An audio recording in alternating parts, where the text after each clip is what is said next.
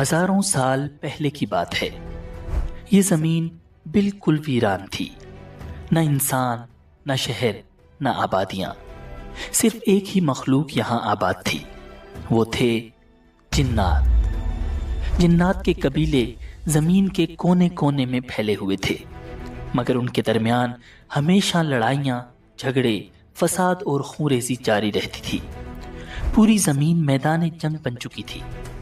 یہ منظر اللہ رب العزت کی بارگاہ میں پیش ہوا تو اللہ تعالیٰ نے فیصلہ فرمایا، زمین کو اس فساد سے پاک کر دیا جائے۔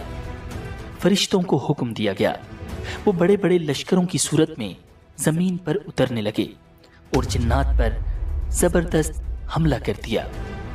جنات نے مقابلہ کرنے کی کوشش تو کی، مگر اللہ کے حکم کے سامنے وہ بے بس ہو چکے تھے۔ اس حملے میں بے شمار جنات ہلاک ہوئے، اور جو بچ گئے وہ پہاڑوں، جنگلوں اور دور دراز جزیروں میں چھپ گئے۔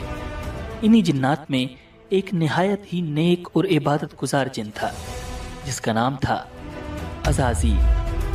عزازیل باقی جنوں سے مختلف تھا، وہ فساد سے بالکل الگ رہتا اور دن رات عبادت کرتا رہتا تھا۔ جب فرشتے جنات کے خلاف لڑنے آئے تو عزازیل نے کھل کر فرشتوں کا ساتھ دیا۔ فرشتے اس کی عبادت اور اخلاص سے بہت امپریس ہوئے۔ جب جنگ ختم ہوئی تو وہ اسے اپنے ساتھ آسمانوں پر لے گئے۔ اب عزازیل فرشتوں کی محفلوں میں رہنے لگا۔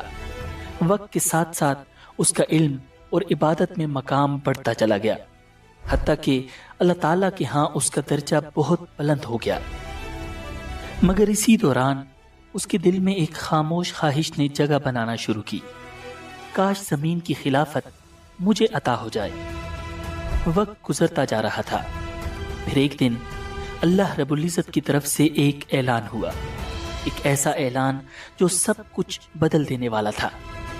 اللہ تعالیٰ نے ارشاد فرمایا، میں زمین میں اپنا ایک خلیفہ بنانے والا ہوں۔ تمام مخلوقات میں ہلچل مچ گئی۔ سب کے ذہن میں یہی سوال تھا کہ زمین پر اللہ کا نائب کون ہوگا؟